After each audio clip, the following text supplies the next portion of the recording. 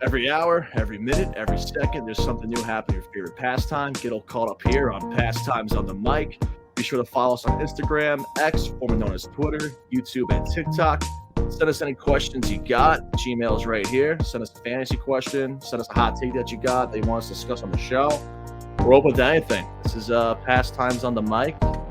And boys, how are we doing today? Good. How was everyone's Thanksgiving?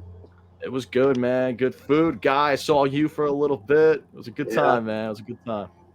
Yeah, I mean, I had a nice time. It was just basically what I expected. Hung out with the family, ate some turkey, stuffing, cranberry sauce, the whole nine. Watched some football, relaxed. Drank some apple cider. Nice. Big cider guy. Apple cider's nice. Yeah, football wasn't too pleasant for me on Thanksgiving.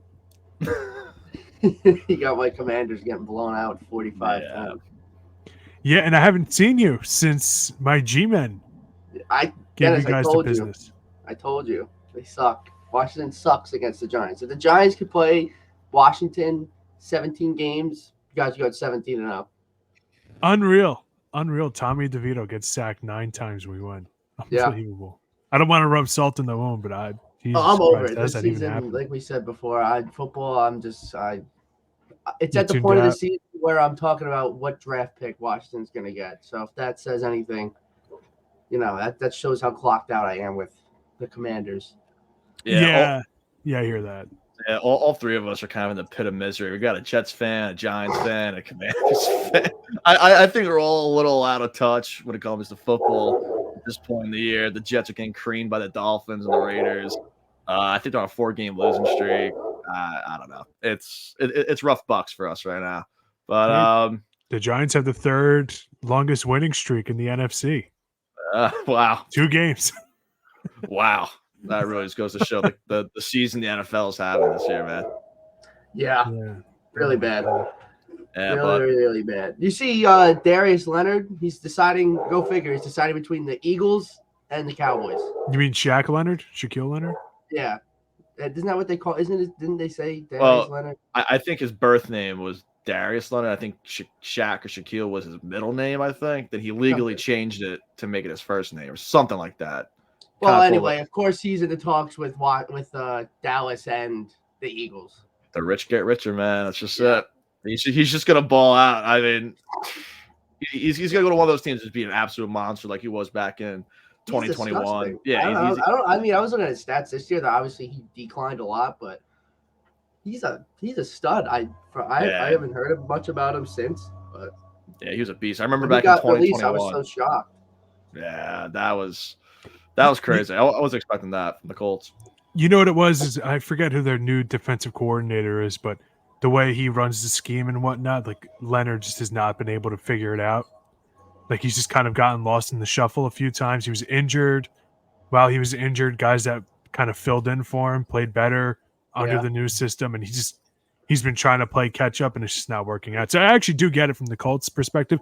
Although I think they should have tried to trade him instead of cutting him outright. I feel like they could have got something. Obviously, the trade deadline has passed, but I'm saying going into the trade deadline, I can't recall seeing any rumors about him. So, whatever. Yeah, definitely a wacky move, by the Colts a little bit. But yeah, speaking of a player that was a free agent, got released, kind of parlay into Patrick Kane news. Yeah, Patrick Kane to Detroit Red Wings. Guy, I know you got something to say about that because I know, obviously, as a Ranger fan, you were definitely earlier on in the year, even before the season started. I know you really wanted him back on the Rangers. Who wouldn't? But yeah, what do you think about that? Future Hall of Famer Patrick Kane to Detroit. How do I feel about that? That's a great question. I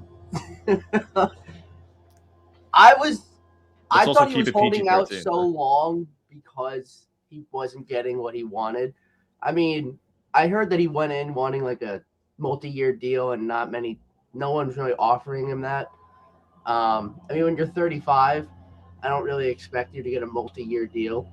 I mean, hockey, if it was, it'd be the sport to do it, but still coming off hip surgery, I don't think anyone wanted to give him a multi-year deal.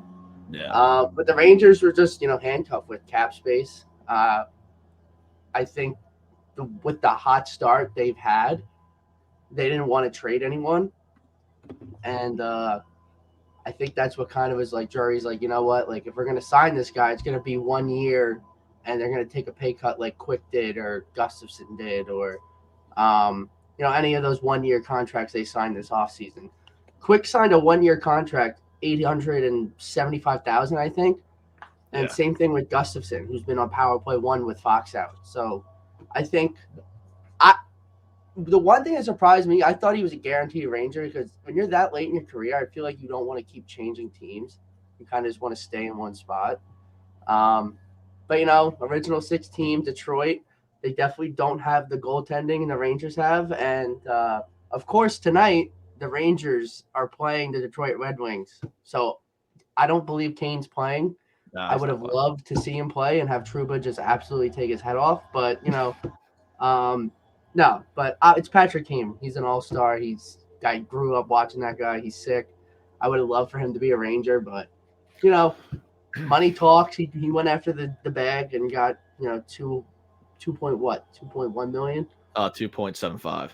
Yeah, I mean, we were not paying him that. No. I mean, Kakko just went down, so that would have freed up some cap space. But I'm pretty sure with hockey, it accrues over time. Yeah. So, they're not just going to be given that much money right off the rip with Kakko on IR. But that's another thing. Just lost another winger. Rangers have been dying for a right winger. So, maybe Tarasenko at the deadline, but that's just me throwing it out there right now. And yeah, you say the trade deadline. That's kind of the first thing that came to my mind when I saw the deal. It's a 1 year, $2.75 million deal. Yeah. It's a stacked division. You got the Bruins, you got the Maple Leafs, you got the Lightning. So let's say like the Red Wings even shit the bed by the trade deadline. Patrick Kane could get traded again if he's playing pretty good. So, I mean, that's definitely if he's on the trade block at the deadline, I don't want him because he already had his chance to sign with the Rangers, and he chose the Red Wings. So at this point, it's kind of just like the saga's over. I'm kind of somewhat thankful it's over because nonstop has it been Rangers and Kane, and is Kane going to sign? And I'm over it. At this point, I'm just past in the past. But I'll bring Tarasenko back, no problem. I told you that, Nick, when we lost them to the Senators. I wanted Tarasenko over Kane. Yeah. And, I mean, I think it's kind of one of those rare situations where, like, the Rangers and all the parties involved kind of win. Patrick Kane, kind of gets to play with his former teammate, the Brinkett, again. Those guys had great chemistry. The Red Wings need a little more firepower. They had the money. They had the money to spend. So why not get Patrick Kane? And then the Rangers are the best team in hockey right now. So you guys really didn't need them off the jump. They got the best record. Yeah. I think it's good for everybody involved. It might seem a little bit for Ranger fans, but you guys can't, you can't really be too upset. It'd be different if we were 9-9 and whatever. Exactly. Yeah. If you guys 5-1 or something like that, I don't even know. Yeah. If you guys needed that boost, exactly. I'm just not so much sold on Wheeler on the top 6. I mean, he's playing top 6 minutes. I mean, he's doing fine, but you got to think a guy like that at his age, like, I don't know. It's just the Rangers do need a winger for sure, and that's what the trade deadline's going to be for, hopefully. Yeah, we'll see what happens when the trade deadline happens. I mean, they definitely make some moves. I know Toronto Maple Leafs, they're out on defensemen. They're going to be getting defensemen, so I'm sure the Rangers are going to pick up somebody from a rebuilding team. Yeah. Might be Corey Perry. Who knows? Another another hot topic in the NHL. Corey Perry, man, released by the Chicago Blackhawks. For good reasons. For some reasons that may be true, that may not be true. We're not too sure yet. We won't report it as. So here's the rumor, and we're not saying this is true, but we all know who Connor Bedard is. He's an 18-year-old rookie. He's going to win Rookie of the Year. He's awesome. So Corey Perry's 38 years old, and he just happens to be in the same age bracket as Connor Bedard's mother. So on Mother's Weekend, or whatever it was, for the Chicago Blackhawks, there's rumors going around that Corey Perry had a sexual relationship with Connor Bedard's mom. We don't know if that's true. There's nothing confirming that. So the Blackhawks released him because Corey Perry was having a pretty damn good year to start. Groundhog's Day came early, man. Is she married? I'm not too sure. That's where I'm thinking. I'm like, oh, well, if she's single, I don't really care. It's like this, kind of like it sounds like the Delon Wright, LeBron James thing. Yeah, from years ago when Delon Wright supposedly messed around with LeBron's mom. Yeah, if you're single adults, listen. I'm not saying it isn't weird to hook up with your teammate's mom. If it's true, obviously. But at the same time, too, I mean, it's not like he did something illegal. You know what I mean? No. Now, if you have an affair with your teammate's mom, yeah, you're a piece of trash. Honestly, you're a piece of trash. I mean, he's a piece of shit to like just talk. Like he is that guy. If you guys know, I'm like a hockey Neanderthal. Let me compare. I'm all in on my sons. The Corey hockey Perry is like I want to say like Josh Norman in football, or like just a pest. Like he's just that old guy that doesn't go away. He's that old. He's just annoying old. I hate him. Draymond. Yeah, you could say like Draymond. Draymond's a good one. Was good. Or Pat Bev. Yeah, Pat Bev's I guess. I mean, maybe Josh Norman wasn't the best example, but I don't know. He's just he's a pest. I guess Draymond, but he's not as good as them. Like he's just like I don't know. He's just like a piece of shit. That's what I want to say. Well, yeah, but Dennis, I'm definitely with you on that boat. You know, because I don't know Connor Bedard's parents. Like I don't know if they're together or what. But if she's single and he's single, yeah, I really don't see a crazy issue. It's definitely fucked up. You know, it's definitely not professional, I would say, but it's definitely. Yeah, it's weird. It's definitely not cool. You know, he's your teammate. I saw Sean Avery talking about it on his podcast, and he was like, some of those hotel bars, you know, they're really nice. You know, you get some music going, you get a few drinks in. You know, you don't even know who's there. Yeah. That's what he was saying. I mean, Sean Avery would know, man. He's definitely he's like a Corey Perry. That's like a past dirty player. Yeah. But damn. I just want to be clear about something. If you type in Google Images, if you type in Connor Bedard, the number one result is mom. No. Way to fucking screw up the first overall pick, Perry. What a piece of shit, bro. I can't stand that guy, bro. He's gonna be a Ranger, dude. If he's a Ranger, is he good? You guys are kind of making it sound like he's not that good. No, he's good. He's good. Like he was on the Cup team with who? At this stage in his career, Dennis, I think you kind of had on the money. Draymond Green. He's kind of like a Draymond Green. He's not an all-star. Best days are behind him. He's not an all-star anymore. He won an MVP back in the day. He used to be filthy. But yeah, he's not as good anymore. He's a little washed up all-star. He's having a pretty good start to the year. He's definitely serviceable. Like he's definitely worthy of being in the NHL, no doubt. So yeah, I think Draymond Green, if I think compared to a different sport, that's probably on the money. It's the best I can think of. But yeah, so a team's definitely gonna pick him up. He's probably gonna clear waivers though, because the money he's owed. No one picks him up. I think he's owed like what, $2 million, $3 million. Like he's definitely overpaid. So maybe the Blackhawks eat the money. I think he went there to be like a mentor, and then he went and go banged his number one pick's mom. Like what a piece of shit. Jesus Christ! Like what are you? Way to be a mentor or a father figure. Yeah, well, kind of is being a father figure, but yeah, like I said, it's super unprofessional. That's your teammate. You know, you're supposed to have chemistry there. You know, you're on the ice. I mean, if you're Connor Bedard, you just picture it. Hey, this dude's banged my mom. Like, and I didn't know about it. I think the Blackhawks did the right thing by releasing him. Oh, 100%. Just because of the speculation, sure. That could have been so bad if they kept him. Like, oh, maybe we keep him. Like, good thing they got rid of him, because that would have been like then you would have got teammates making jokes and shit. Yeah, exactly. Well, actually, to be honest with you, if I was the general manager, if it's true, I release him. If it's not true, I keep him. Personally, you're making it a bigger story by releasing him. Honestly, and that's they the must thing. know it's true. He must have confessed. That's the thing, Dennis, because the Blackhawks. I didn't even know. Would I have even known about this if he didn't get released? Exactly, and that's the thing with the Blackhawks. They're not casual hockey fans. So they're not even releasing anything. That's the other bad part. They have nothing to say. They're trying to get all the information, or they're just trying to sweep it under the rug. And let's be honest, the past couple of years, it's not like the Blackhawks have been a hallmark for PR. Let's be honest. No. It could just be that their team are ran by, a a bunch of not as in tune Yes. individuals. Yes. So yeah, it's Have the finger on the pulse. Keep it in your pants, Perry. Jeez, man. And away from your teammates' blood relatives would be great too. Don't bring him to the Rangers. He'll bang Lafreniere's mom. Come on, like I don't want any of that. Yeah, it was funny. Actually, in one of our group chats, I was like, Perry the platypus is on the is on the prowl, huh?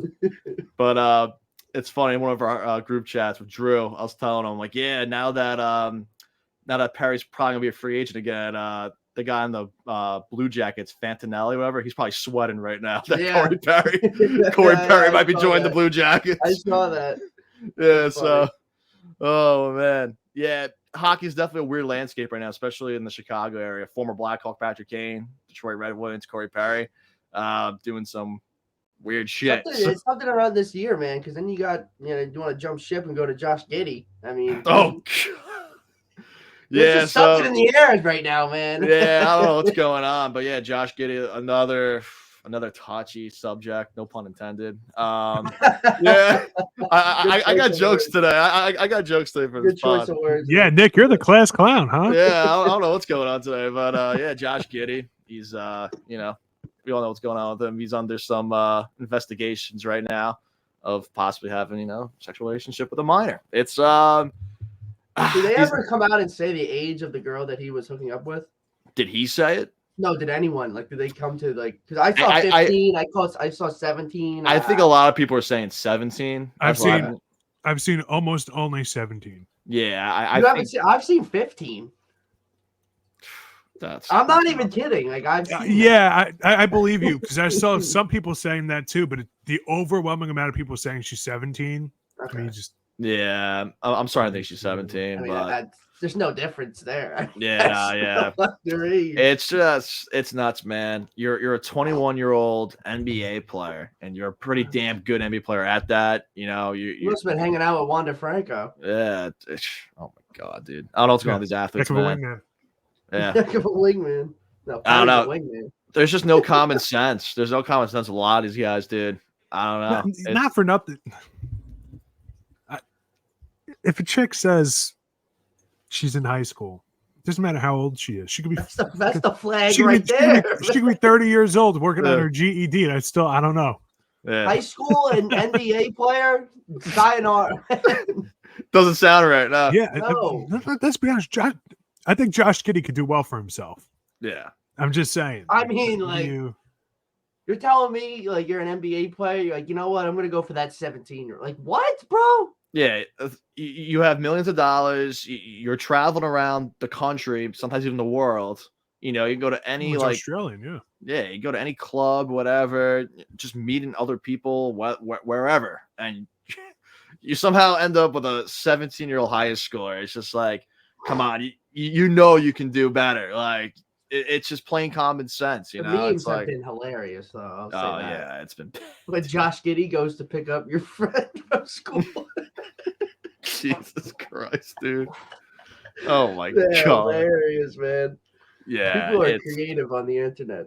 Oh yeah, and these athletes give them every right to. It's insane. It's like. It leaves me speechless sometimes. It's like I said, man. You're an NBA player. You have access to $1 million to go wherever in the world, and you somehow end up with a 17-year-old. It's like, come on, you really gotta try to do that. That's why I don't feel bad for these players. Like when they're getting shit on for them like being in a slump or something. I'll be like, yeah, but they're also fucking stupid. Like, if you're in the NBA. And you're gonna go and hook up with I don't even know the age, but I guess we could say 17. Yeah. Like, no, you should be cut. You should not be in the NBA. Like, you should be like, that's it. Your career is done, bro. It is clear. Like, I do want to clarify a few things. He's only 20 or 21 years old or something like that. So it's not like it's like a 30-year-old, hooking up. Yeah. You know what I mean? They are young. They are in a similar-ish age bracket. Yeah. When I was 21, I wouldn't have been fantasizing about a 17-year-old, but it is the age isn't drastic. Yeah. No. And there aren't, from what I've seen, no legal ramifications thus far. It's like there's not like a pending legal thing or anything like that. And I think that's some people criticize like ESPN and the NBA media for not as being as hard on Giddey as some other players. But it's like, with Ja Morant, there are videos of him waving guns and doing dumb shit. Yeah. When Miles Bridges smacked around his wife 3 or 4 times, there was legal ramifications for that. That's how they were notified. Yeah. This is kind of more of a touchy subject. Where it differs from Wander Franco or cases past is Wander Franco, other women had come out. So, right? So like that's where like Josh Giddey, like that's why he hasn't been suspended or anything like that. He's still playing. Yeah. No, people are saying that's weird that the league is investigating him, but he's still playing. But there's no legal recourse so far. Yeah. So the only thing I can say is that if you're an NBA player, you're setting an example to the younger generation of players. You're setting an example to younger generations. Took it right out of my mouth, Dennis. Like I'm just saying, like you have to think like there's players. Yeah, no, I hear you. That are younger watching Josh Giddey, and they're gonna think that's okay. Like I don't know. Yeah. And I get he's young. He also is young. Like you said, 20, 21 years old.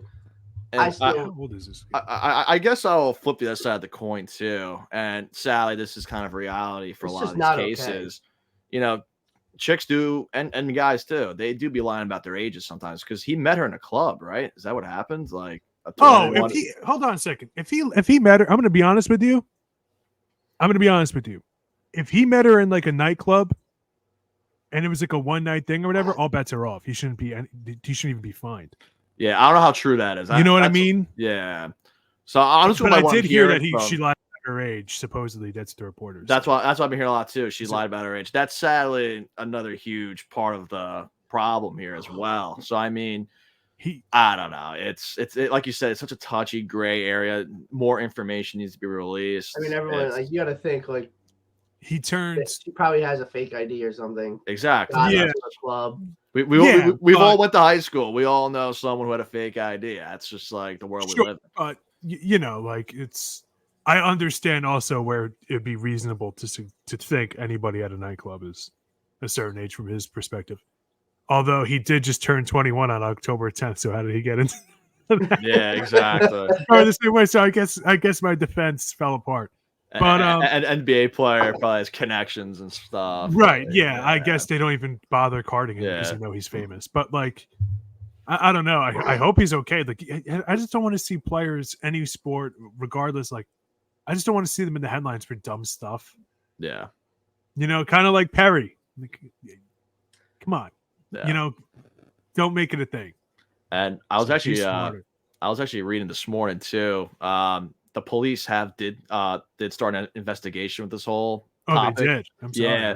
And then the girl and her family are like not cooperating or whatever with law enforcement either, or something like that. Yeah, they're choosing not to talk with like officials and stuff. Yeah, if that adds to any of the whole topic here. I was reading that this morning on Legion Hoops. I was like, that's kind of that adds a little bit of a different dynamic to this whole thing. Yeah, because even if she signed an NDA, like criminal charges surpass an NDA, so it's not.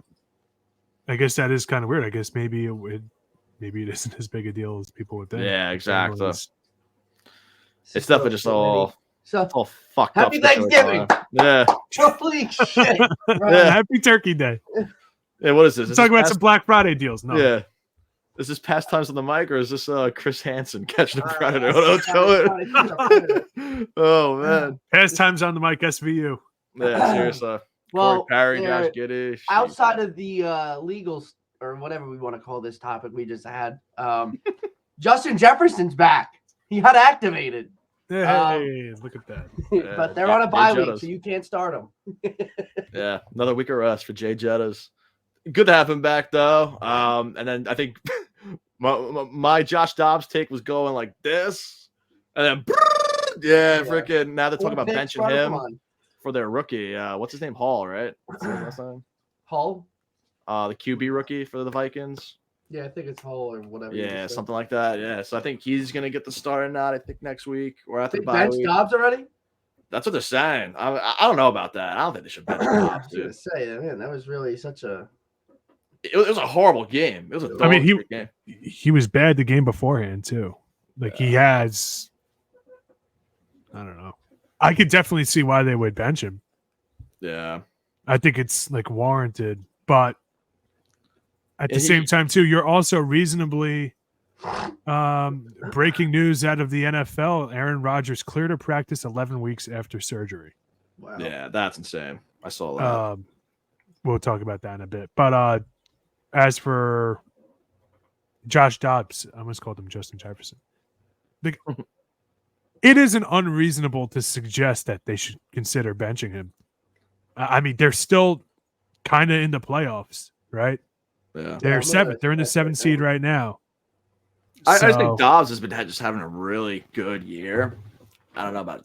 I feel like Benjamin's a little harsh after pretty solid start in Minnesota. I put him on a short leash the next game off the bye week. Yeah, sure. I think that's fair. I mean, like he went 22 for 32, 185 yards, a touchdown, 4 interceptions, and it's not like they went through receivers' hands or any. They were awful decisions. And it's not like he played a very good team either. Really bad. Yeah, like really, really bad. So, like that's what I'm saying is, would I do it because you're so close? He already has some resemblance of continuity with these receivers, and he did win with them. That game was terrible. I'm sorry, I didn't even watch it, but I'm looking. No, Dobbs was horrible. He was really bad. He was horrible. Field goals from beat. Oh my god, it was 6. And you know what? 3-3 going into the half. Yeah, he was horrible. Yeah, and you know what? Maybe I was a little too harsh on him. He didn't play that poorly against the Broncos. He went 20 for 32, 221 yards, 1 touchdown, 1 pick, ran for 21 yards. Like it wasn't. And with the rushing touchdown, not like horrifically bad, but not great either. It was also against a pretty decent team. The Broncos, we've seen how they've been the past couple of weeks.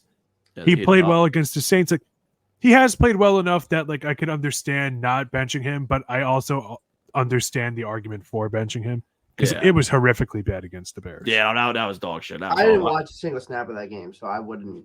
He was at like -3 fantasy points at one point. I was like, dude. For any of those 4 pick sixes? Not too sure. There's not a single touchdown scored. Oh my god. Yeah. I mean, overall, that was just a shit bowl, and I feel like I've been saying that way too often this season with shit bowls. Football's dog shit this year. But I just don't know how good Hall is. You know, he's a 25-year-old rookie, I think, and I was looking at the games he did play in this year. He wasn't that good either. So I just feel like it's kind of like, why not just keep rolling out Dobbs? I don't know.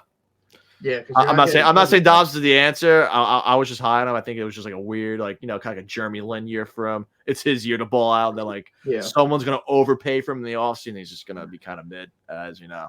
It's Josh Dobbs. You know what I mean? Yeah, Hall hasn't played since November 5th.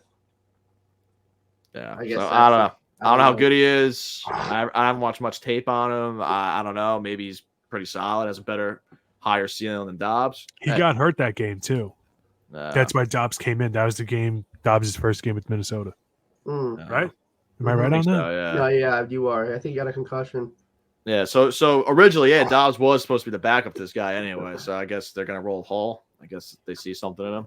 I just saw a stat I actually didn't know about this. Lamar Jackson becomes the quickest QB in NFL history to reach 5,000 career rushing yards. Yeah. I'm not surprised by that. Yeah, he did 84 games and or 88 games, and it took Vic 104 or 110 or something. He is. I mean, like, I don't know if we want to get deep into this, but he's a way better quarterback than Michael Vick. Oh yeah. Oh, I would not say way better. He is at all. People forget Vic had a howitzer for an arm. I don't know. I think Lamar's. I thought Vic when he was on the Eagles was better. That's what I was about to say. Vic on the Eagles, I think that's way better than Lamar. That's the best peak. Then again, Lamar's MVP season, though. They're saying Lamar's having another MVP season right now. He's not, bro. Listen, this is the year. If anybody says to me with a straight face, one of these quarterbacks through where we are now should win MVP, you don't know ball. You don't know ball. It should be Tyreek Hill or C-Mac, and I'm not. Or Miles Garrett. I'm not. C-Mac's my like vote. You guys always say, like it's basically the QB award, and I'm not saying so bad. I'm not saying McCaffrey shouldn't win it because C-Mac's my vote, but if there's one QB I could pick confidently to win MVP, it's Jalen Hurts. That's fair. That's the only QB I can confidently say. Jalen Hurts. Nah, Jalen Hurts is balling out this year, man. He's really not. He's really not. not. No, he's a winner. Is it inappropriate? Is it inappropriate to suggest that Dak Prescott? I would take Dak to win MVP over Jalen Hurts right now. Dak Prescott's reputation is dragging him down so much. Dak in his last barely thrown 5 any or picks 6 this year. games, Dak has been unbelievably better than Jalen Hurts. Mm-hmm.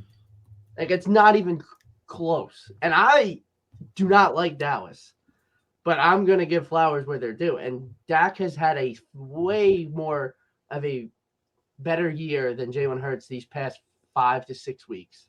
And Hurts balled out though against Buffalo. He had Jalen Hurts is balling. Oh yeah, I'm not gonna. I mean, that's up there for game of the year. Like that was a great game, but I don't know. I'm still Dak. I have to find it, but Dak has been like Dak definitely has the QB passing numbers, but Jalen Hurts, man, he has 18 touchdowns and add the rushing touchdowns.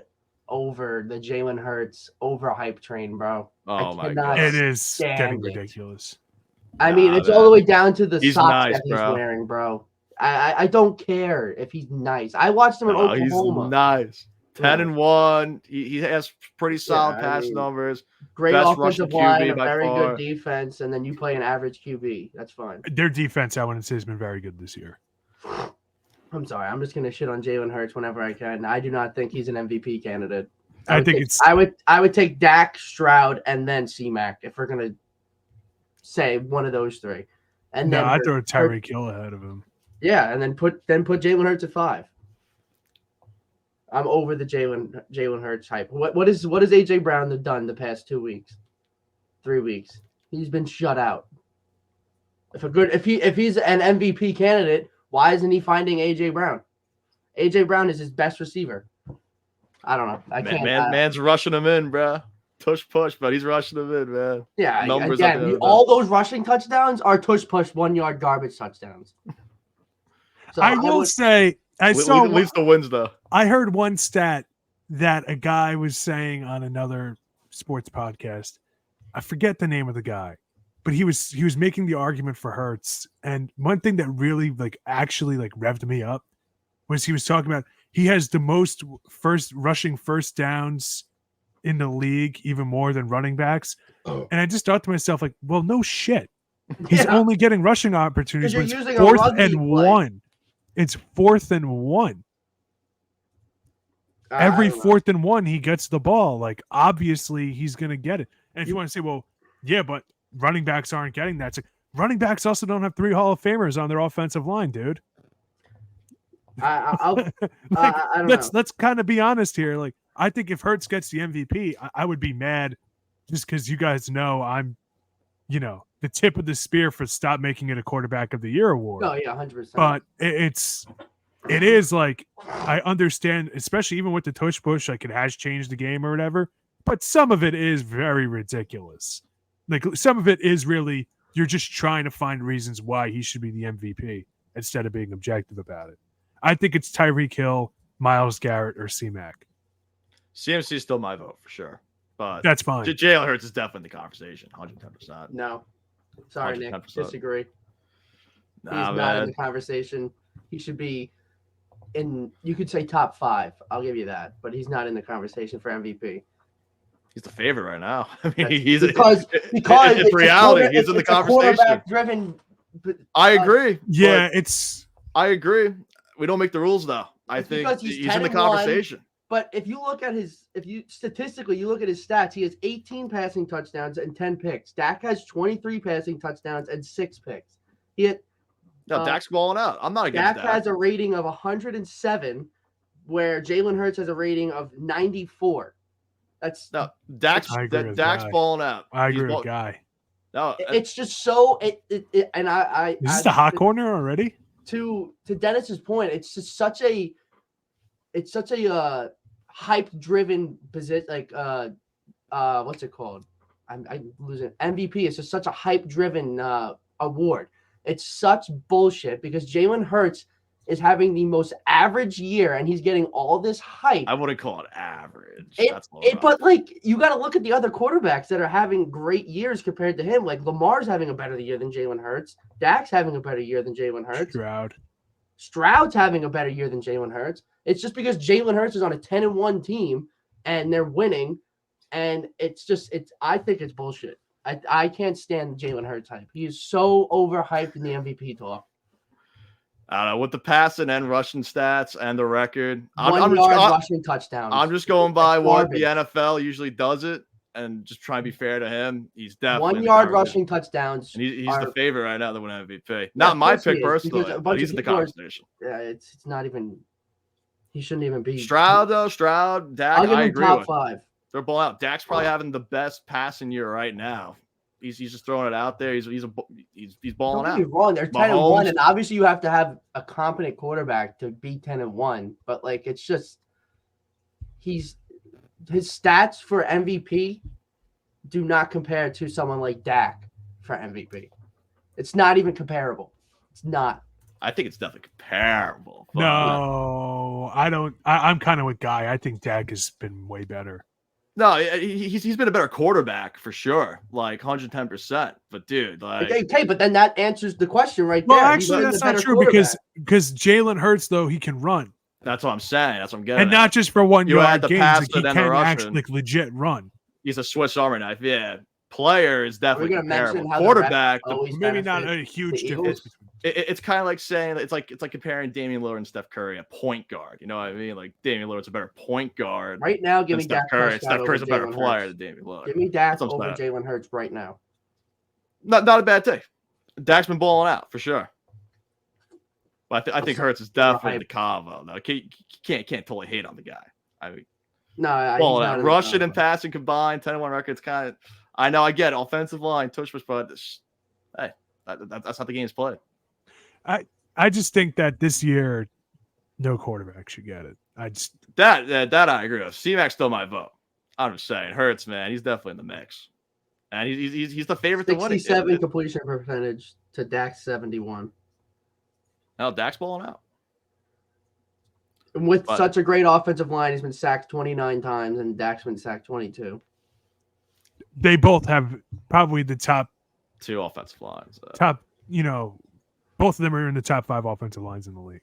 Yeah, not top 2, definitely top 5. But that throws. I don't know. I'm over the whole Jalen Hurts hype. I liked him in Oklahoma, but you can't tell me he's the clear-cut number 1 pick for MVP. No, yeah, it's just the only thing that's benefiting him and why people are picking him is because they're 10-1. It's the only. That's the only thing because the stats don't compare. That's sadly why a lot of guys win MVP. Look at James Harden over LeBron. I mean, James you want to get real statistical. Russell Wilson is having a way better year than Jalen Hurts. Wilson's 20 touchdowns to 4 picks, 68 completion percentage, a 103 passer rating. I mean, 68% completion percentage is 1% higher than Hurts. Okay, but I'm just saying his rating is 103.4, and Jalen Hurts is 94. Yeah, I guess. I do think that Russell Wilson's reputation is greatly holding him back for this season. Because I do agree with you that people haven't really talked about Russell Wilson. And I'm not saying Jalen Hurts is a great passer, but I'm just I think the one I just think with the passing and rushing stats combined and this also starts with the tush push. I can't stand it. You've mentioned that. I was about to say, you mentioned the tush push 95 times already. So is it that you don't like Hurts and think he's overrated?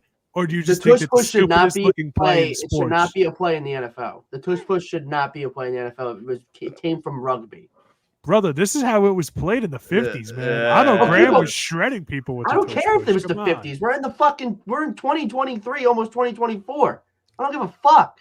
Hey, man. The Eagles are winning. That's how they play. Put me behind. It's hard to argue against winning. That ass. I'll rush for 1 yard. And then you have A.J. Brown and DeAndre Swift pushing you up the ass to get the 1 yard. I can't stand that play, bro. I don't know why teams don't have a designated tush push runner on their roster. Get a big fat guy, someone not too dissimilar from myself. Put him in a tight end jersey and say 4th and 1, give it to you. They're not going to fucking take the guy down. Yeah, exactly. Like a specialist, like a closer in baseball. Yeah. No. Hire me. I should be the Panthers head coach. Oh my God. I could turn that team around. Give me. I never understood. I'd be the worst GM in sports. Oh, I would go to Australia or England or no, fuck it. I'll go to South America. Go to whatever neighborhood there is. See a kid kicking a soccer ball around. Hey, you want to make $1 million? Congratulations, you're the new kicker of the New York Giants. I don't care. That's good. I don't care if he was a semi-pro soccer, whatever. Yeah. Get me the biggest dude, like one of those strong men, and say, you're my offensive lineman. How much are you making? Come on. I get it. You take steroids, whatever. There's ways around that. Yeah. How much? Come on. You're a power lifter. You move boulders around that are 8 tons. Come on. What are we doing here? Yeah. How much are you making from that? So, that's what I would do with the tush push. All right. So everybody's saying, because look, guy keeps talking about it. Other teams tried it. My Giants tried it. Our whole team got hurt in one play. Another reason why it shouldn't be in the NFL. People trying to, because one team is doing it well. Like, I'm okay with it being in. No, but I think that other teams should also be crafty with it. Get it. Could you imagine having Jerome Bettis for a tush push? Yeah, that's all I'm saying. That's all I'm saying. Like, get a guy who's like Mark Henry. I don't know if you guys ever watched WWE. Oh, good guy knows Mark Henry in WWE for sure. Get like somebody like Mark Henry. That's just like, we're not taking this guy down. Ali in there, man. Yeah, and like get someone that's just massive and just push him. Just reach right over. Yep. I can't. It doesn't seem that hard, which means it's astronomical. I'm fucking heated. I can't stand Jalen Hurts. Wow. Was not expecting this. Wow. He's not the clear-cut MVP, but we can save that for another day. I think we got it covered today.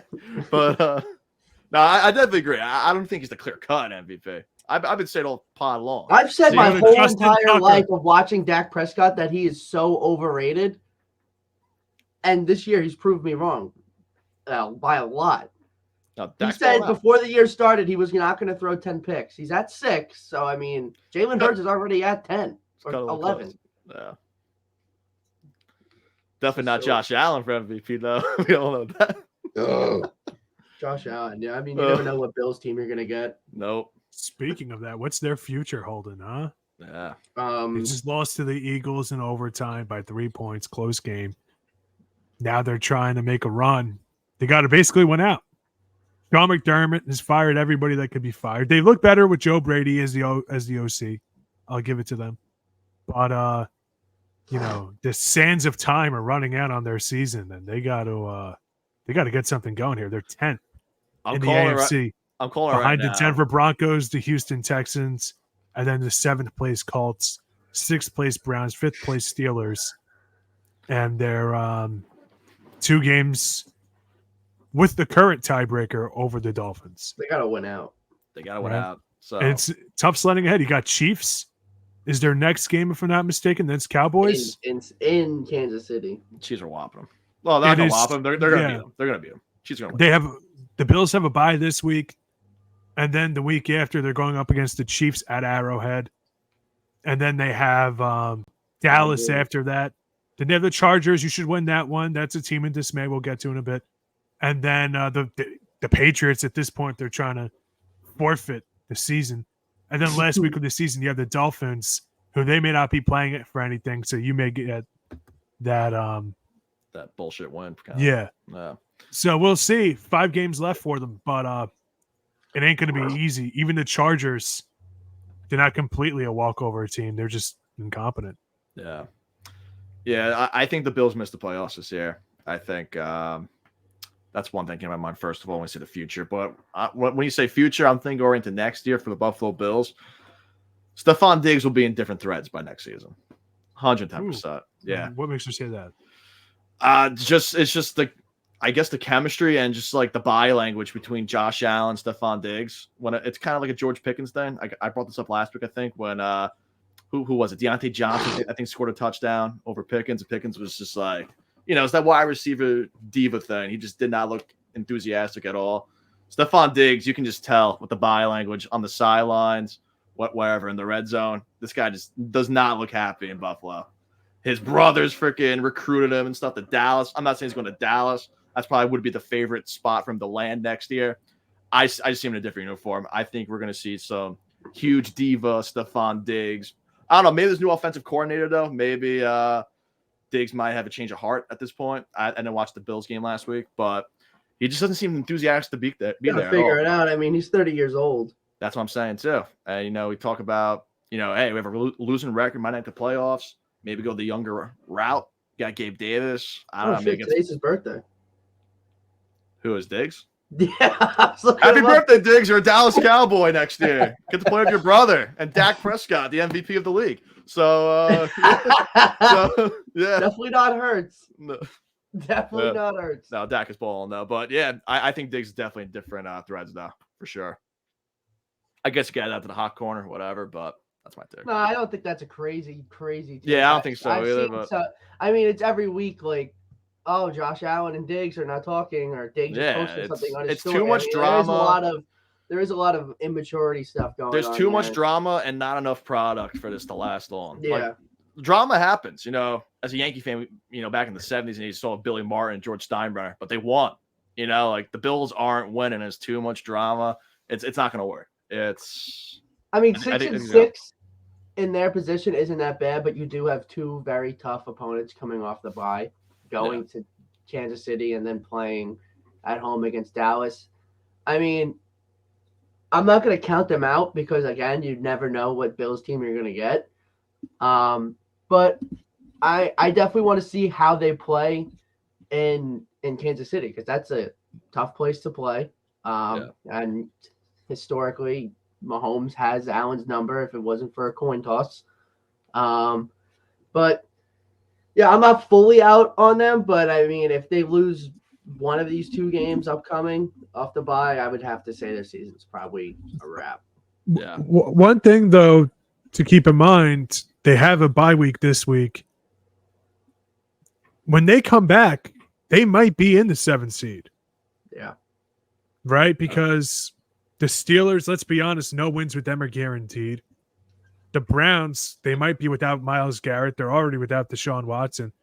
They're already without Nick Chubb. So we'll see what happens this week. The Colts, they're going up against the Titans. They should win, but they're in the 7th seed. And then the Texans, Texans and Broncos are playing each other. That's 9-8. They're both ahead of the Bills. So one of those teams have to win. One of those teams have to lose, which means they're guaranteed to imagine they tie to be ahead. Yeah. Unless, of course, the Broncos beat the Bills. So if the Texans lose, the Bills skip them over, I think, right? Broncos have been killing it.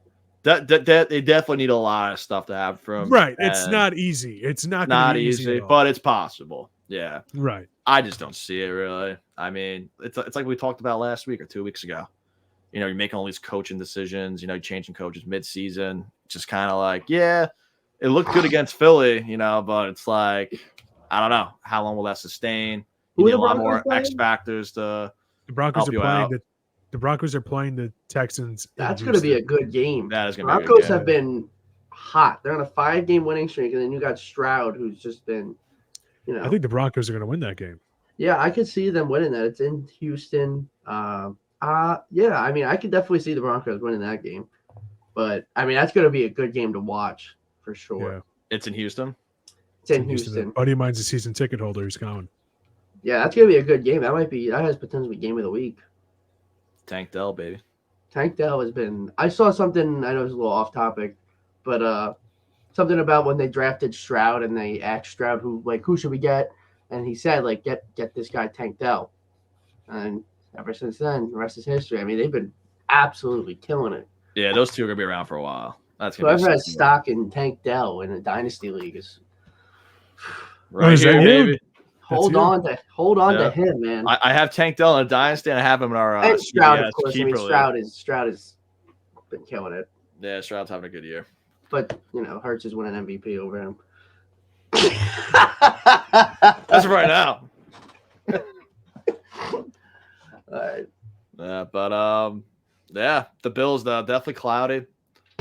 Diggs, different uniform. You heard it here first. But yeah, we'll see what happens, man. Yeah, that's not. I don't think that's that crazy to say. I don't know why Nah, he wants yeah. to go to Dallas. I don't really think they need Diggs. I mean, CD's been killing it. Diggs and CD together, though. Whew. That's just, but like that's too like I don't know. I feel like that's like gonna create some drama. Oh, I would not want if I'm the Cowboys. That's the last thing I want to do is bring Diggs to. I agree with Guy. It just seems like I don't know. It just seems very toxic. And then you got your little brother there. Add on top of it, he's already an immature diva. That's just the issue with a majority of these wide receivers. It's just, I guess it's like an ego thing. I don't know. It really is. They need all the work and stuff. It's like, I don't know, man. I keep bringing up the George Pickens example because it's a perfect example. Deontay Johnson, he's no slouch. The guy gets a touchdown. Pickens is all pissed off on the bench, dude. I did not know that Stephon Diggs was born outside of Washington. I don't know if I want him, but I would love for him to be in Giant Blue. We have nobody here. No, Jalen Hyatt had a monster game. You guys are getting T. Higgins next year. Yeah, I see that. I think T. Higgins is definitely a Giant. Giants are getting T. Higgins next year. Makes sense. I mean, it's about time we have a big wide receiver who's not like a complete. Hyatt had a good week this week. Kenny Galladay. First kind of spark we've seen from Hyatt this week on the Giants. Hyatt's good, man. He had those little sprinkles here and there, but like this week he actually like popped in. Or was it the previous week he had 100-something receiving yards? It was this week. I still don't even think Kenny Galladay was on the Giants. That wasn't real. No, that wasn't real. That was a fever dream. Yeah. I think that was one of those like Marvel what ifs, Yeah. in Elseworld. Dude was absolutely balling out with like Matt Stafford in the lines. I was like, this guy's sick. I'm like, he's definitely gonna be a Giant. I called that like when that happened that year. I was like, he's going to New York Giants. And then now it's just like I guess he was just like a product of Stafford. I guess. I thought didn't he sign somewhere as like a practice squad, and then they cut him. Didn't he sign with the Jets? Am I crazy? Wow. As a Jets fan, I should know that. I don't think so. I think it might have been a rumor or something. Like the Jets are working out Kenny Galladay. But Hyatt though, man. Yeah. Hyatt I've been high on since the beginning of the year. Deep threat guy. Just get him the ball, dude. I just don't think he's only 30, Kenny Galladay. Yeah, I don't think Hyatt's. I think he needs another true number one receiver for him to be, successful. He's kind of like you got a T. Higgins guy there, and then you got him on the outside with him. Yeah, exactly. Take a little less pressure off him. He can make some big plays. Yeah. Not getting covered by, I guess, the top corner or whatever, but he's definitely got the speed. Yeah, he's got the speed, dude. He's sick. I like Hyatt. I think he needs opportunity, and it doesn't really help when, no disrespect to Daniel Jones, but we have Daniel Jones and Tommy DeVito thrown to you. So, I mean, we'll see. But Hyatt is a good outlook, man. Hopefully, Giants figure some stuff out. Get him the ball more. You guys are my fantasy gurus. Do I trade Jaylen Warren for Tyler Lockett? Jaylen Warren? Yeah, my other running backs, Alvin Kamara, David Montgomery, Aaron Jones. Go and play. Aaron Jones back? He's questionable. My wide receivers are Demario Douglas, my guy, Demario Douglas. Chris Godwin, I picked up Demario Douglas in Dynasty. He's been sick. Yeah, he's been sick. He's not been bad. He's not been bad. The one who just got knocked out against the Giants. Yeah, he got hurt. Clotheslined. All right, so Dennis, who are your wide receivers? Demario Douglas, Chris Godwin, Garrett Wilson. On the bench, Jacoby Myers, who has fallen off a cliff. And I forgot I traded for Mike Thomas at one time, Michael Thomas. And your running backs are Montgomery, Aaron Jones, Kamara. And Jaylen Warren. For Tyler Lockett. How many flex? One. Right now, that is a running back. I've just been using Aaron Jones is slighted. Is Warren like the number one guy there now over Najee? I don't know. They just fired Matt Canada and they had their first 400 plays. I don't know. But in that game, he only had 7.2 points.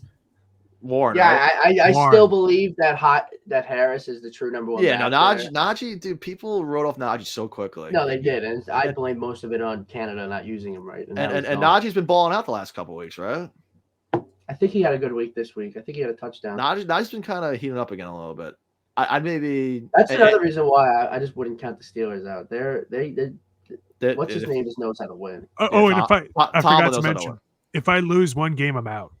Oh, so you every really single game the rest of my season is. So you would acquire Lockett and forfeit. Fuck it, send it. Get that. Get Lockett. You think so? Yeah, I say do it. What do you think, Guy? When it comes to fantasy, let me tell you this. I wish you said any other name but Lockett because I can't stand that guy. He is hit or miss every week. Yeah, he's due for. He's good for. You know what? You're absolutely right. I'm going to keep Warren because I'm looking over at Lockett's stats now. We'll go back to week 1 just in order. My problem 3 is points, I 25, 8, 9.4, 15.4, 7.8, 22.1. 62.1. But if he booms for you, though, he just had 6. He just had 6. He's due for the boom week, guaranteed. But it's against Dallas. That's fine. He's not going to be on their defense.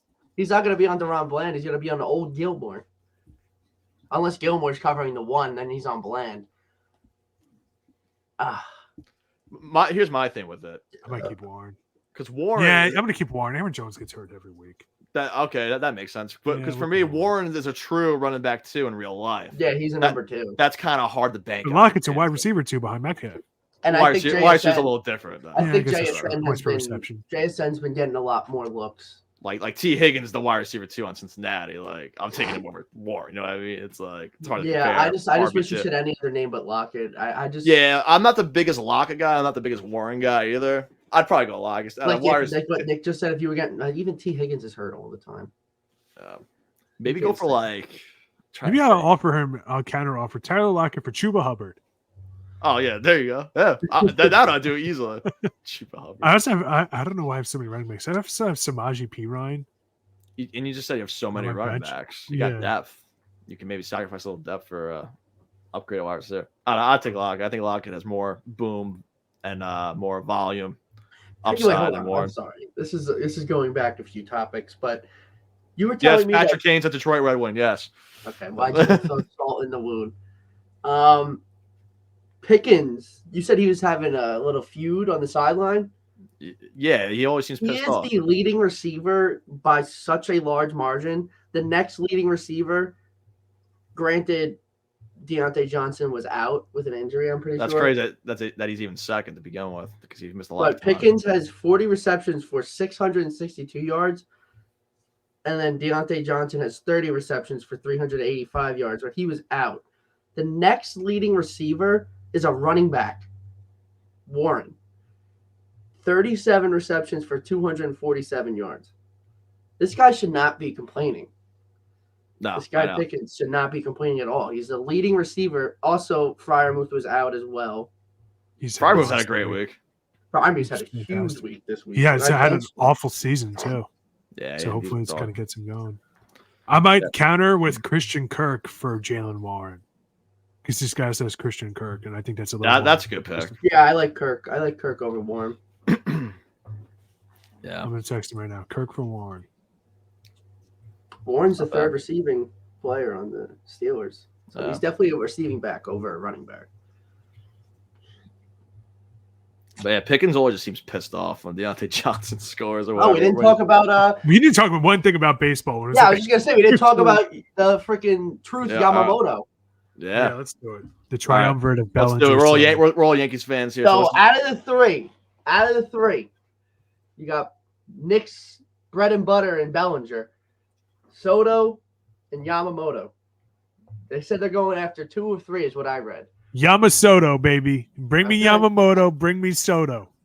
Yamasoto. Nick, what do you think? Yamasoto. What? Who they should out get? Of the 3. I mean, listen. Like, I would love to pick from the 3. Like, these are 3 good. You want me to pick 2 of the 3 guys you named? Yeah, 2 out of the 3. Well, all right. So the big X factor here is the sign and trade. If you can sign and trade Soto all day, and I love Cody Bellinger. Thing with Cody Bellinger is you get him for just money. That's it. If you're paying an arm and a leg for a 1-year rental, you don't sign and trade him. Not ideal. It needs to be a sign and trade. Even if you give up Thorpe, a bunch of pitching prospects, maybe even Spencer Jones, whoever, whatever you got to do, it needs to be a sign and trade. It has to be. It can't because then you trade all those guys away for 1 year. Look, I would love for it to happen. If we get Soto and Yamamoto this year, we only have Soto for 1 year. chances kind of low that we win a World Series with just Soto for 1 year. You got to get him sign and trade. That's the biggest thing. So sign and trade Soto and Yamamoto all day. If it's just a 1 year with Soto, I'd rather have Bellinger guaranteed for the next couple years because I don't think a 1 year window is. How old is Bellinger? 27. He's entering his prime.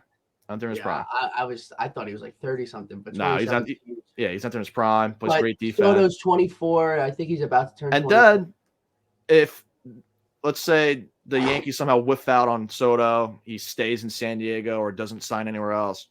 You sign Bellinger and Yamamoto this year. You sign Soto next year. Congratulations, you got all three. Don't give up shit. That's fine.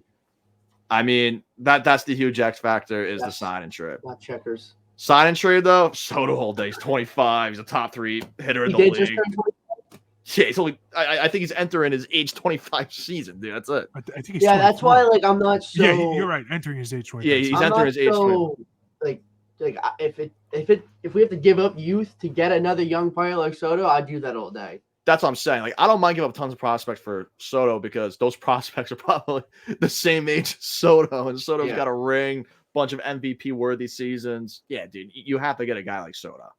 He's a generational talent. I can't make much of a decision until I see who's being offered. Yeah, because I can't see them taking Glaber. Mm-mm. Right? I can't see them taking. Yeah, Padres are stacked in the infield. They're not even going to ask for Dominguez. They're going to ask for pitching, right? Yeah, Clark Schmidt, Mike King. We don't really have much to give them. Frankie Montas just for a salary thing. Like I don't. Thorpe is definitely gone.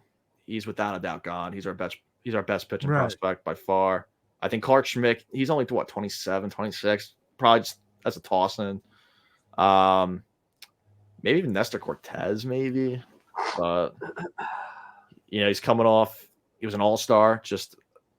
I guess we'll say 2 seasons ago now. He's an all-star. He's got upside. Maybe sign like Yamamoto.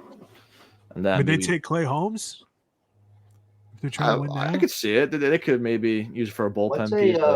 What's a Yamamoto contract look like? Oof. He's only 25, right? Or he's gonna get paid. Won his 3rd MVP in Japan. Yeah, he's gonna get paid back. Problem is, like, it's kind of hard to judge. He's a way bigger. 7 years. I'll give him 7 years, $250 million for Yamamoto. Yeah. Wow. And it's just tough. That's what I would do. They're like, I guess the difference between him and Senga is huge. Like, I'm not so familiar with pitchers. From Yamamoto is like light years ahead of. He's a guy, yeah. And he's also vastly younger than Senga, right? Like, yep. And there's the other guy. Oh my gosh, John Hooley. Senga's like 30. No, I'm talking the other pitcher from Japan. Another pitcher from Japan. He just posted 2 days ago. Oh, I know. I saw that. I don't know his name. The same day. I don't know if they have the same agent or what. But Young Lee though is definitely another direction the Yankees could go to address the outfield too. I think the Yankees this year are going to go to their old ways and just. They have to. After the season they had last year, they have to. And look, talk is cheap.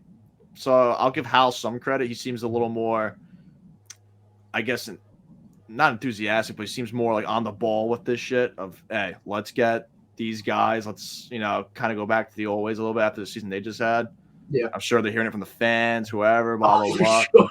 Yeah. So it's like, yeah, you got to get at least 2 or 3 of those guys.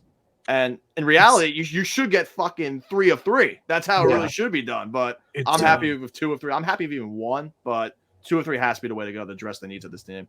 It is Shuta Imanaga.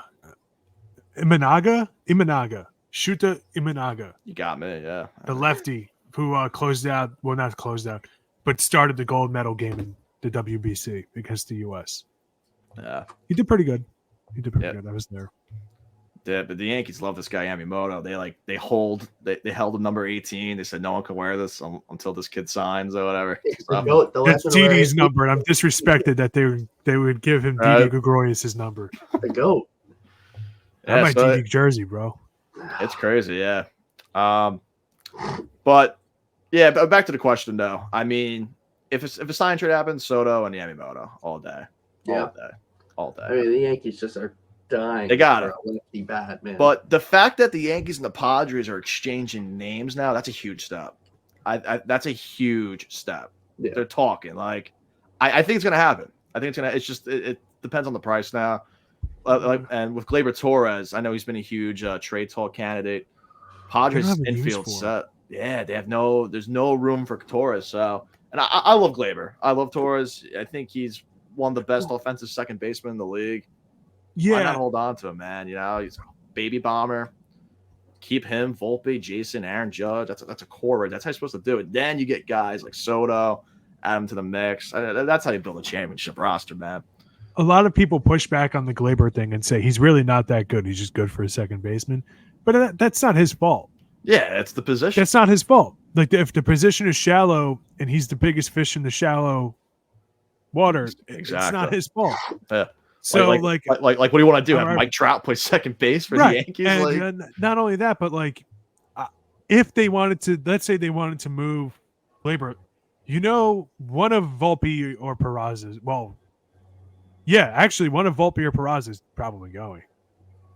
Got to hold on to Volpe, unless Peraza, I don't like this. He's one of my favorite players in the league. Use this as an opportunity to move on from LeMahieu. Yeah, he's aging. Because who's the first baseman for the Padres? Cronenworth. They have Bogarts at short. They have Kim.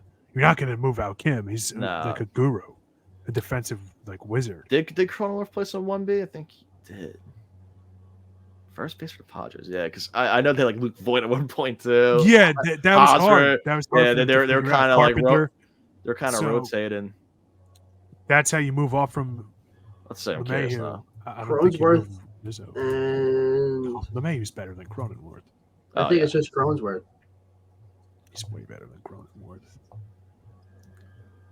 Yeah, it was Jake Cronenworth. Jesus Christ. Yeah, who was good last year, but I don't think he was this good this year. You know what'd be crazy? It's just an idea. It's not going to happen. Sending Anthony Rizzo to the Padres. I was just thinking that. Expiring contract. And I love Rizzo. Guy knows it. And obviously, you two guys know it. Rizzo's one of my favorite players of all time. It's an expiring contract. Then you sign Bellinger. Who has plenty of experience. I feel like they're so I don't know. Maybe this is the year they just decide to just fucking say fuck it, go do the old Yankee thing. But I just feel like him and Judge are just like. Yeah, no, they're close. They're close. I wouldn't want that because I love Rizzo. I love his personality. Sometimes that speaks bigger volumes in the clubhouse and stuff. And he kind of got dicked over this season. He's got. Yeah. So, two seasons ago, he's balling out, and he was off to an awesome start last year until the whole Tatis thing when he collided with him. So I mean, I'd rather have him just play out his contract maybe, but. To get a guy like Soto, I'm down to make. I'm down to bite that bullet. I'm down. That is incredible foreshadowing. If he goes to the Padres after being collided with Tatis, right. And then Soto his goes to the Yankees, once more collided with the Padres. Yeah, that would be nuts. Wow. And then you really got to sign Bellinger at that point, though, because then that's your 1B pretty much. He's got the experience there. Yeah. Well. Oh yeah. Because if you have Volpe and Peraza. Third and second, you could, and then LeMahieu at first. Yeah, that's true. You would have actually more options that way because don't forget Dominguez isn't starting the season in the field. Exactly. Yeah. So we're gonna need that outfield. When's his timetable for return? Like August, I think, something like that. Yeah. September. Yeah. It's gonna be a while until you see Jason back. It sucks. Fuck. So that's why I'm like. So let's sold say, on getting 2 outfielders. All right. So let's say they get Juan Soto. Right. I don't know what the trade looks like, so let's play this game. They get Juan Soto with all the players on the Yankees right now. What do you think their lineup should be after they get Juan Soto if we make the playoffs? The peak with Juan Soto. What do you think it should be? So everyone healthy, what the lineup should be? Yeah. All right. Because that's what's going to happen is they're going to have to figure this out. To make this easier in my mind, because I have nothing in front of me, I'm just going to go by position here. So catcher would be... I guess Higgy and Wells. I love Wells. Wells should definitely get the open day call up again. Have Wells. Higgy's a great backup mentor. Can't go on that catcher. Stop right there. Do you move on from Roitvet and or Trevino to get Soto or get another piece? Because I think catcher is another spot the Padres haven't really been able to figure out. We're pretty rich at catcher. Wells has to stay up. Wells is one of those guys. He's like the Posada. Like I'm not trying to relate this whole Yankees team to the dynasty years, but it's just the perfect example. No, Wells is like the Posada.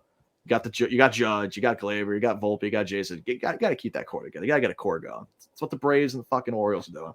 But Wells and Higgy, I think Higgy's definitely gonna stay as the backup. I would definitely move on from Trevi or Rortvedt for Soto all day. First base would be, as of right now, I guess if you don't trade him, Anthony Rizzo. Second base, Glaber. Padres are 2 clustered in the infield. Volpe at shortstop. In my opinion, Volpe's untouchable. You gotta keep Volpe. I know, but in third base, would you put Peraza or DJ there? Third base. Well, that's what I'm getting to is third base. I was gonna say maybe DJ, and then I think Peraza maybe gets shipped out. They want youth. I was gonna say Peraza's got to go. If Peraza's not gonna play second, they're gonna keep Glaber. Then you got to. But here's the thing about Peraza: you run into the same problem, which is they don't need a left half of the infield or a second baseman. So that's why I'm thinking that DJ LeMahieu kind of has to go. I have a name. And then you put Peraza at third? Oswaldo Cabrera. Plays infield, outfield. The guy's a utility. We don't need another utility guy. We got Peraza. We got LeMahieu. And we're going to get the outfielder in Soto. Send Cabrera. You're right. He's got untapped potential, man. That's what I'm saying. He's a good hitter. And then you got Thorpe. He's a top pitching prospect in the Yankees system. Definitely got to send him. Third base, I want some more veteranship. I would probably do LeMahieu. I'd lean him. And I guess Peraza could be kind of like the utility guy as a backup. Then right field would be Judge. The IKF role. Exactly, yeah. Because he's done, right? He signed his 1-year contract, right? Yeah. IKF? Yeah. So wait, he signed?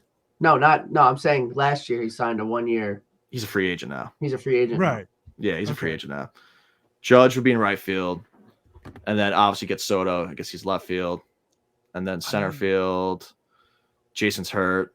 So I mean, I hate to say this, but Judge could play center and you could put Stan in right field. Yeah, that's what's kind of getting at moving him around. And but I can't stand I'm over him, bro. And then Bellinger, that's what I'm saying. Bellinger and Soto get both of them. It just solves so much problems. You get Bellinger in center field and then Stan at DH.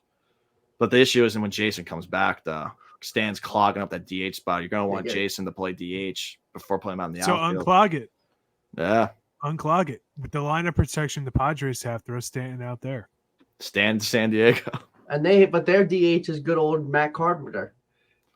Is he still with San Diego now? Or is he? I was just looking. It injured. says that's their DH right now on their roster. You tell me who you'd rather have. They both get injured every other Tuesday, so that's not a factor in it. I think they have to move on from Stanton. They have to. And Stanton's one of my favorite players in the league. I love it, but I love him, and he can carry an offense when he's whole healthy. Jason Dominguez situation is kind of is putting the thorn in Stanton's Yankee career.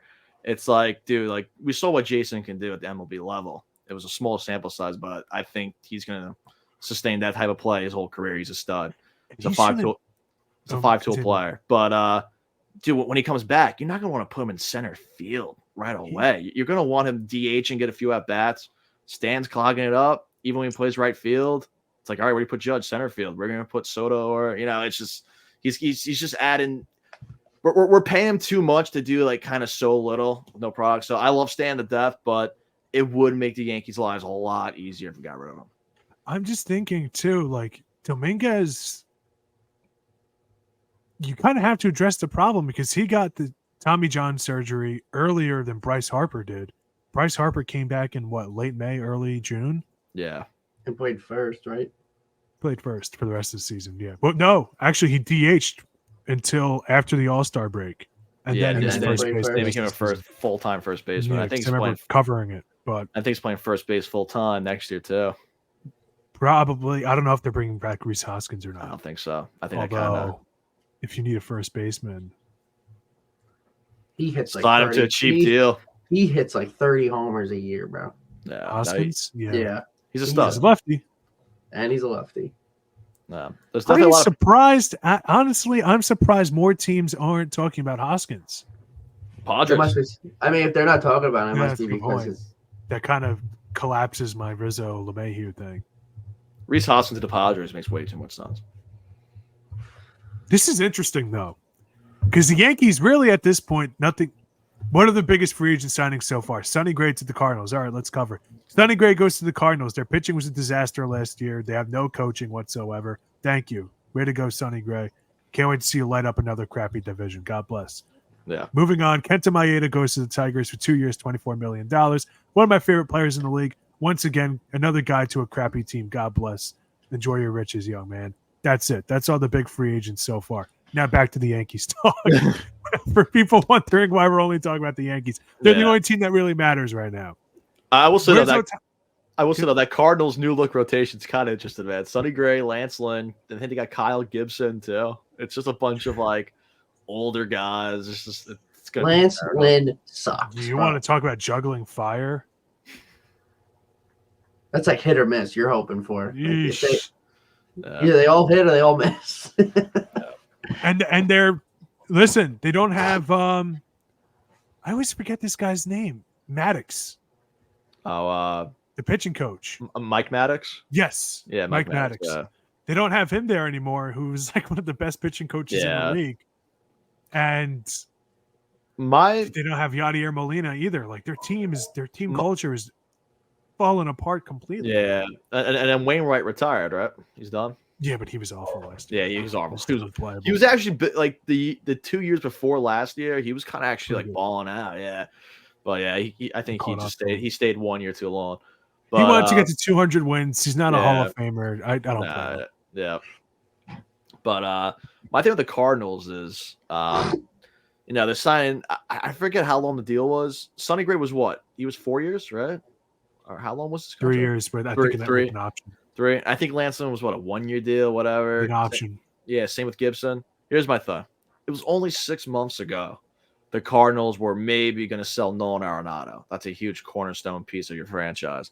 Maybe to sign all these guys just to ship them off at the trade deadline. It's like, hey, that's fair. It's a win-win. It's like maybe we're just good enough to win this crappy-ass division. Hey, then we get a playoff appearance. If we suck, we sell everybody, get a bunch of prospects for Lance Lynn. Because a playoff team is going to pick up Lance Lynn for some reason.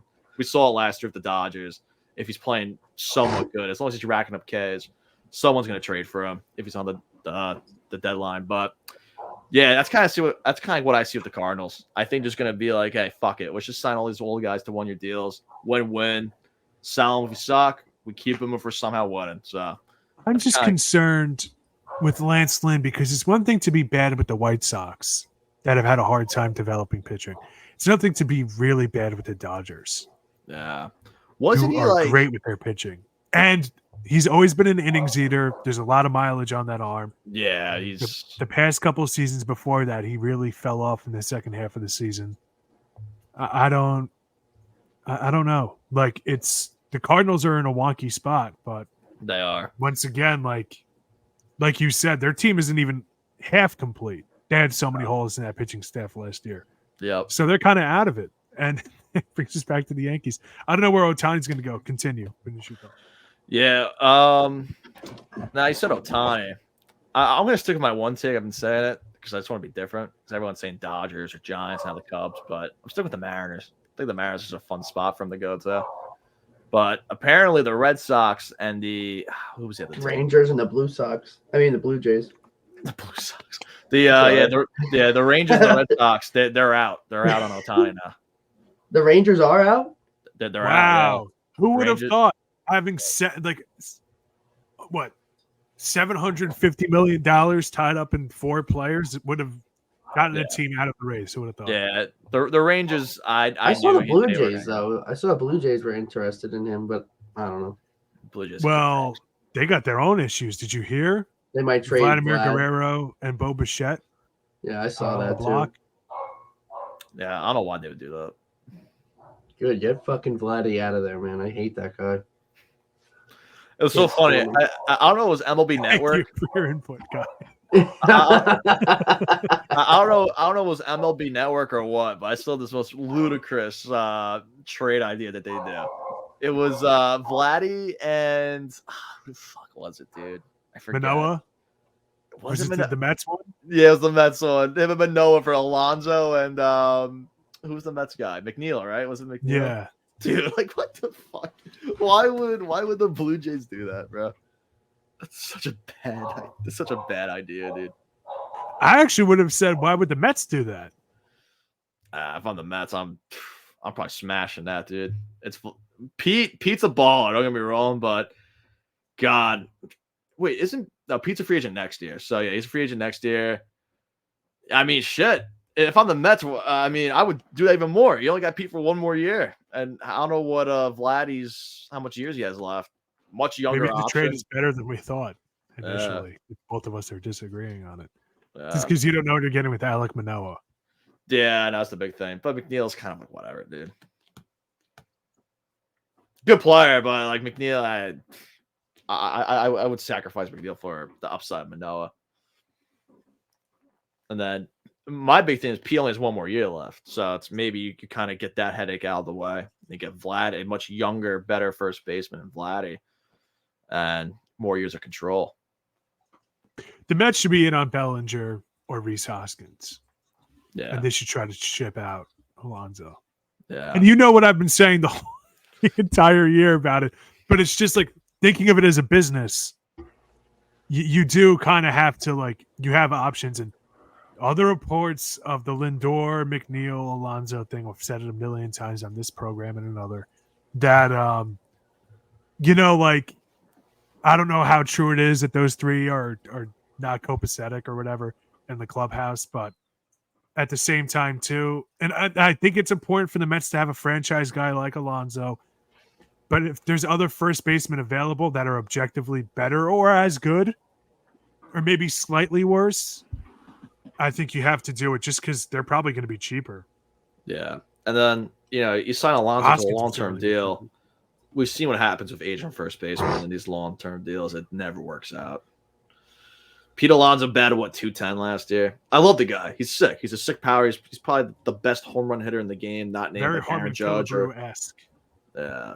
It's just like, I don't know. You sign him to a long-term deal, he's going to break down. He's probably going to be your DH, not even a first baseman after a few years. He's going to be hitting like 190, 180 with, 20, 30 home runs. Like, it's not worth it. So, yeah, if you get Vladdy for him somehow, shit, I'd take that. See what happens, though. Yeah, I don't know. Because, the Mets, as sad as their franchise has been, it's like they do deserve, Pete Alonso. They found the diamond in the rough. He's been awesome for him his whole career. They lose out on him. I don't know. It's almost like a lose-lose situation for him. You keep him, then he ends up sucking. Just breaks down quickly. You sell him. Oh, this franchise can't keep players. You're right. It's a brutal situation, man. I don't know. So, yeah, and not that this deal would ever go down. That hypothetical trade MLB Network posted. Shit, I think I take Vladdy. He's younger. Fuck it, more years of control. That's fair. I'm willing to bite the bullet. Well, do they have more years of control? He's younger, but he came in the league the same year as Alonso. I don't know his deal. The service time might be the same. Let's see. So they actually did both come up in 2019-ish. So let's see. But I don't know if Vlad never signed an extension, did he? That might be why they're trying to ship them out. But the Blue Jays, dude, they got a lot of money, bro. We want to talk about a big market team. They have an entire country. They have money. And Toronto, come on, bro. That's not freaking St. Louis or Cleveland. Toronto's a major city. So Guerrero Jr. is officially a free agent in 2026. Okay. So all right. So that's credence to your argument. Sure. Yeah. So you get an extra year or two. Whatever. Yeah. Interesting. I don't think the Blue Jays would ever do that. But yeah, the Blue Jays to put Vladdy and Bo on the block, man. It's like you said, they got money. They got money to resign these guys. And they've made you relevant. So when's Bo a free agent? Same time as Vladdy. So that is a little rough. Maybe they trade one of them, sign the other two. Insane deal. Both are free agents in 2026. Yeah, I don't know. I'm trying to think. I don't know who would even take him. I mean, I'm sure any team could use both of them. I'm just thinking who fits. Vladdy to San Diego. Until one of the Soto, Bellinger, or Yamamoto or Imanaga go somewhere, I think that's when the free agency will start. We throw Jung Hoo Lee in there as well. Yeah, that's when the dominoes will start falling. Because Ohtani, he's going to be one of the last people to sign. Yeah, obviously. He's going to see what these other guys are making. He's the best player in the league by far. So he's going to get X amount of dollars. Throw Eduardo Rodriguez in there as well. Yeah. He's the premier pitcher on the market left. Snell's going to wait to see what he gets. I think Snell's going to be a Red Sox. He's got Red Sox written all over. Yeah, he gives me big Red Sox vibes, dude. Oh, my God. And I'm going to hate playing up against him every time. But it's only going to last 5 innings. Exactly. And he's going to walk us a bunch of times, too. So. Yeah. Get Volpe on, steal a couple bags. Exactly. I kind of want the Yankees to bring back IKF. Yeah, Off the bench utility guy. Yeah, I'm not against that. No. You don't like him? He had a good season, man. He honestly had 2 good seasons. The first season gets way too much flack. IKF as a bench guy is awesome for the Yankees. Yeah. The problem was with our injuries and bullshit play, he became our fucking started center fielder. At one point, he was the objective best player. Yeah, that's the problem. That's why he got a lot of hate. It's like, IKF or starter. It's like, nah, dude, he wasn't supposed to be in this role. Originally, he was just supposed to be just a what's the word I'm looking for? Like a stopgap. A stopgap shortstop for Volpe. Yeah, that was pretty much it. But he plays good outfield. Get him as a bench player. I'm fine with that. Yeah, but he's a decent hitter. Like, he doesn't strike out. Good gets the ball. You guys say before, like, you're gonna trade whoever, but when we were talking about trading DJ or who else were we talking about with the Soto trade? Peraza. Wouldn't you just want Peraza to fill that role of IKFs if we don't sign him back? Well, as a utility guy, like to your point earlier. Peraza's infield. I'm saying like backup, like outfielder. Yeah, I mean, I guess because Oswaldo also played outfield and infield too, so he would be a loss if we traded him. Yeah, I'm saying Waldo Cabrera definitely to San Diego. I think he needs to be part of the deal. Let's just say we have too many like utility guys. LeMahieu, Peraza, Cabrera. Way too many utility guys. Let's say they do what Nick said initially 30 minutes ago, and they signed Bellinger and Yamamoto and just wait for Soto. Rizzo plays out this year, becomes a free agent. Maybe he retires, maybe he doesn't. Maybe he goes back to the Cubs, whatever. Bellinger becomes the first baseman. Yamamoto's in the rotation. You sign Soto.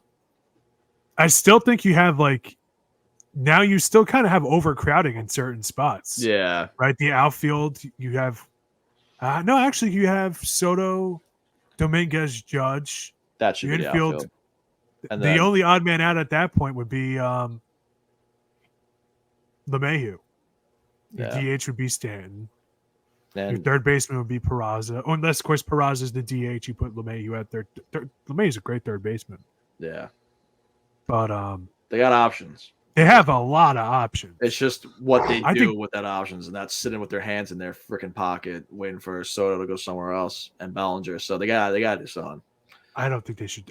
I really want Soto, but if they're guaranteed to get 2 of the 3, which they're not, obviously, but if they're guaranteed to get 2 of the 3 this year, I just play the odds and just wait for Soto and not give up. It's not a bad route.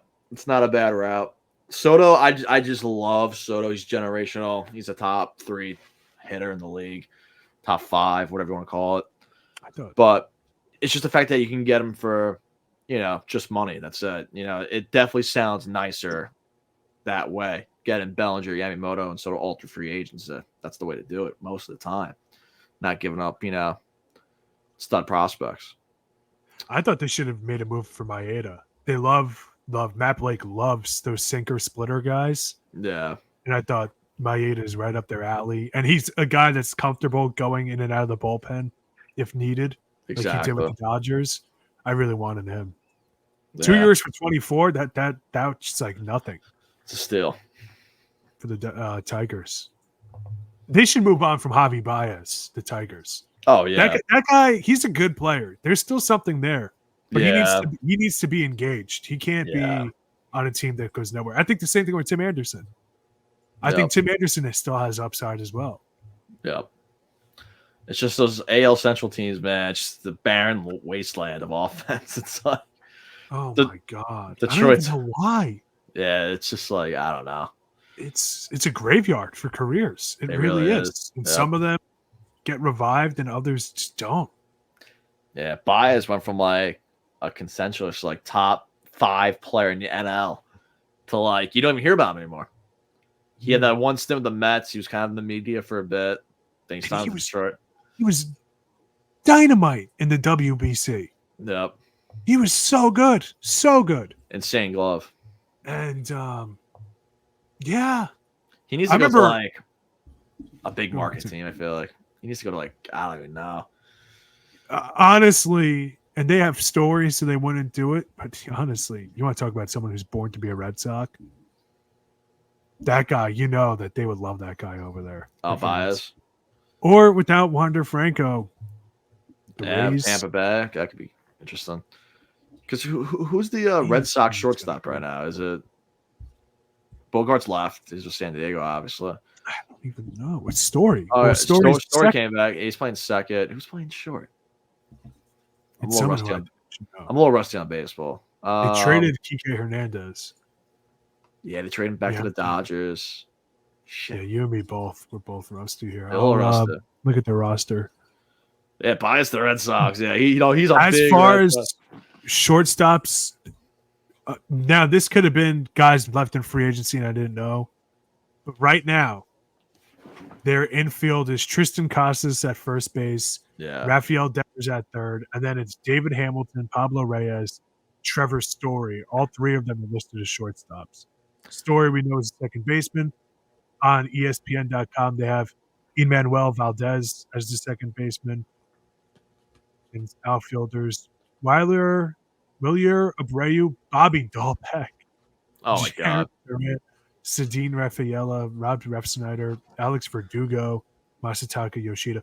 I am so glad there was that story of Verdugo for Torres and just died overnight. Yeah, thank God. Oh my God, that would have been that would have been a horrifically bad trade. Yeah. Yoshida, I'll think about it. Yeah. Verdugo, no. Yeah, it's like you said, like, with Bellinger and Soto on our radar, we're in a crowded outfield. We lose a second baseman. Granted, we got Peraza, but it's like we lose one of the best offensive second baseman for a crowded outfield. It's like we don't need, like we need outfield, but we don't need outfield for that situation. We can't be giving up infielders like that. So the Padres don't need infielders. It's a perfect kind of trade partner. But yeah, Torres Verdugo, that was dog shit. But yeah, bias the Red Sox though makes sense. I like it, but I hate it. Makes sense, but I did not want that to happen. These aren't like rumors, just so everybody knows. This is me just thinking. Yeah, this is just us spitting this out right now. I like it. But what Bedard's mom said. Well, I think that wraps up the show for today. Yeah, I think it does. Can we cue up that music, please? Let's see. Yeah. Sorry. It's a good one. Yeah, but this was the Pastimes on the Mic. Interesting topics for sure. Corey Perry, Josh Giddey, Juan Soto. Yeah, I mean, a lot of stuff going on. Thank you for listening. For any questions, send us an email here on the Gmail below. Send us a fantasy question, hot take. We'll be sure to answer on the show. Get you your answers. Send us anything, please.